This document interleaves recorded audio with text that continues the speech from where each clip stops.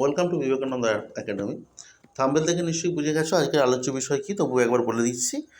আজকের আলোচ্য বিষয় অষ্টম শ্রেণীর ইতিহাস বিষয়ের সপ্তম অধ্যায়ের গুরুত্বপূর্ণ প্রশ্নগুলি। কোন কোন প্রশ্নগুলি তুমি পড়ে গেলে একদম সহজেই পরীক্ষায় কমন পেতে তুমি পারবে, সেই প্রশ্নগুলিকেই তুলে ধরা হয়েছে এই ভিডিওর মাধ্যমে।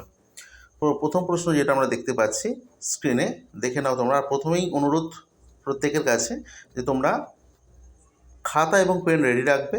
খাতা ও পেনে সুন্দর করে গুছিয়ে এই প্রশ্নগুলিকে তোমরা তুলে রাখো, এবং যেটা আসন্ন তোমাদের থার্ড সামেটিভ এক্সামে প্রিপারেশন নিতে তোমাদের খুব সাহায্য করবে। প্রথম যে প্রশ্নটি আমরা দেখতে পাচ্ছি, 1 নম্বর প্রশ্ন, গান্ধীজির অহিংস সত্যাগ্রহের আদর্শ ব্যাখ্যা করো।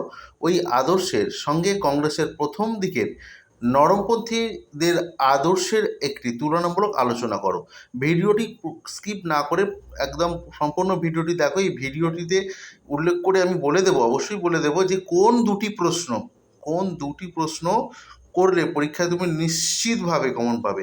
এবং অবশ্যই ভালো ছাত্রছাত্রীরা যারা আরও ভালো রেজাল্ট করতে চাইছো তাদের জন্য রইল সম্পূর্ণ প্রশ্নগুলি, তাদের সম্পূর্ণ প্রশ্নগুলি করে যাবে। কিন্তু যারা মনে করছে যে আমাদের পড়াশোনা এখনও ঠিকঠাক করে কমপ্লিট হয়নি, সামনে পুজোর ছুটিতে অনেকটা সময় নষ্ট হয়ে গেছে, তাদের জন্য কোন কোন প্রশ্নগুলি করলে একদম তোমরা নিশ্চিতভাবে কমন পাবে সেই প্রশ্নগুলি আমি ভিডিওর কোনো অংশে বলে দিচ্ছি। নাম্বার 2, আইন অমান্য আন্দোলন। প্রশ্ন নম্বর 2, আইন অমান্য আন্দোলনে জনগণের অংশগ্রহণের চরিত্র কেমন ছিল? সূর্য সেন ও ভগৎ সিং এর সংগ্রাম কি গান্ধীজির মতামতের সহযোগী ছিল?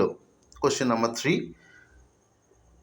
জাতীয় রাজনীতিতে সুভাষচন্দ্র বসুর উত্থানের প্রচেষ্টা বিশ্লেষণ করো। সুভাষচন্দ্রের রাজনৈতিক চিন্তার ওপর কোন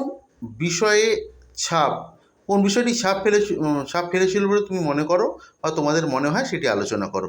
কোশ্চেন নাম্বার 4, ভারত ছাড়ো আন্দোলন গান্ধীজির অহিংস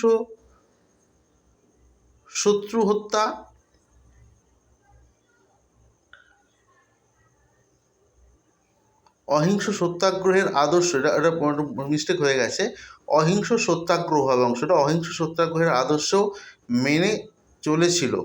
নৌবিদ্রোহকে স্বাধীনতার সংগ্রামের অংশ হিসেবে কিভাবে তিনি ব্যাখ্যা করেছিলেন, এই অংশটি ভালো করে পড়বে।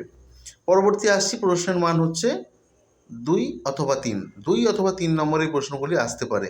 আগের যে প্রশ্নগুলো আমি বললাম সেগুলো হচ্ছে 5 নম্বরের প্রশ্ন। তোমরা যত্ন সহকারে খাতা এবং পেনের সাহায্যে খাতায় সুন্দর করে তুলে নাও। 1 নম্বর প্রশ্ন, এই 3 নম্বরের প্রশ্নগুলি অত্যন্ত গুরুত্বপূর্ণ প্রশ্ন, ভালো করে করবে। কাকে কেন সীমান্ত গান্ধী বলা হয়? 2 নম্বর, ভারত ছাড়ো আন্দোলনে মাতঙ্গিনী হাজরার ভূমিকা কী ছিল? 3 নম্বর, গান্ধীজির সত্যাগ্রহের আদর্শের মূল ভাবনাটি কী ছিল? প্রত্যেকটি 3টে যে প্রশ্ন বললাম, প্রত্যেকটি প্রশ্ন অত্যন্ত গুরুত্বপূর্ণ প্রশ্ন, সবার আগে করবে। 4 নম্বর প্রশ্ন, দক্ষিণ আফ্রিকার আন্দোলন মহাত্মা গান্ধীর রাজনৈতিক জীবনে কী প্রভাব ফেলেছিল? অবশ্যই গুরুত্বপূর্ণ প্রশ্ন। এবং 5 নম্বর প্রশ্ন, স্বরাজ্যপন্থীদের আন্দোলনের মূল দাবি কী ছিল? এই যে 5টি প্রশ্ন আছে, এর মধ্যে যে কোনো 2টি অথবা 3টি প্রশ্ন তুমি পরীক্ষায় নিশ্চিতভাবে কমন পাবে। এই 5টি প্রশ্নকে একদম পাখির চোখ করে সুন্দর করে রেডি করে নাও। 3টি প্রশ্ন অবশ্যই তুমি কমন পেতে চলেছ আসন্ন থার্ড সামেটিভ এক্সামেতে। চ্যানেলে নতুন যদি কেউ এসে থাকো তাহলে চ্যানেলটিকে অবশ্যই সাবস্ক্রাইব করবে এবং বেল আইকনটি প্রেস করে চ্যানেলের সঙ্গে থাকবে। এবং ভিডিওটি যদি ভালো লাগে তাহলে লাইক করে আরও আমাকে ভিডিওটি বানাতে বা আরও অনেক ভিডিও বানাতে আমাকে উৎসাহিত করবে। আর যে অংশটা বিশেষ উল্লেখযোগ্য সেটা, এই কয়েকটা প্রশ্নকে তোমরা ধরে ধরে প্র্যাকটিস করো, বারবার প্র্যাকটিস করো। 100% কমন থাকবে এই প্রশ্নগুলি থেকে। শুধুমাত্র মাত্র কয়েকটি প্রশ্ন। অনেকে মনে করতে পারো যে মাত্র কয়েকটি প্রশ্ন করলে কি হয়ে যাবে? এই প্রশ্নগুলো করলেই অবধারিতভাবে তুমি পরীক্ষায় কমন পাবেই। ভিডিওটি আমি আস্তে আস্তে তোমাদেরকে দেখিয়ে দিচ্ছি, তোমরা সুন্দর করে খাতায় তুলে নাও প্রশ্নগুলিকে, এবং চাইলে তোমরা স্ক্রিনশট করেও রেখে দিতে পারো। স্ক্রিনশট করে সেগুলো পরে খাতায় তুলে নিতে পারো। এই বড় প্রশ্নগুলির মধ্যে আমি ভিডিওর প্রথমেই বলে দিয়েছিলাম যে কোন কোন প্রশ্নটি পড়ার সম্ভাবনা প্রবল এই চ্যাপ্টার থেকে। বড় প্রশ্নগুলির মধ্যে থেকে আমি বলেছিলাম যে 2টি প্রশ্ন, মাত্র 2টি প্রশ্ন করলেই অধ্যায় থেকে একটি প্রশ্ন তোমরা অবশ্যই পরীক্ষায় কমন পেয়ে যাবে। যেমন প্রশ্নগুলি হচ্ছে, আমি বলে দিচ্ছি কোন কোন প্রশ্নটি সবথেকে গুরুত্বপূর্ণ।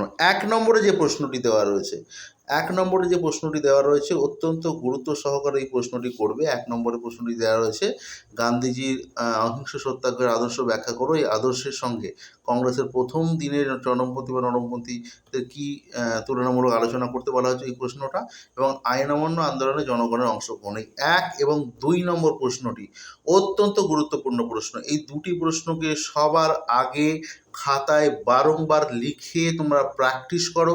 প্র্যাকটিস করলে তোমরা পরীক্ষায় অবশ্যই একদম উপকৃত হবেই, এবং পরীক্ষা এই অধ্যায় থেকে এই প্রশ্ন দুটি মধ্যে যে কোনো একটি প্রশ্ন 100% আসবে, মানে আসার সম্ভাবনা প্রবল। আমি বারংবার বলছি, এই সপ্তম অধ্যায় থেকে তোমাদের ইতিহাসের অষ্টম শ্রেণীর ইতিহাসের সপ্তম অধ্যায় থেকে এই প্রশ্নটা আসার চান্স অনেক বেশি। তাই সবার আগে এই প্রশ্নগুলিকে প্র্যাকটিস করো, যেগুলো বলে দিলাম। অল্প কয়েকটি প্রশ্ন দিলাম, এই অল্প কয়েকটি প্রশ্নকে বারংবার প্র্যাকটিস করো এবং পরীক্ষায় কাঙ্ক্ষিত নাম্বার তোমরা অবশ্যই পেয়ে যাবে। তাই আজকে এই পর্যন্তই।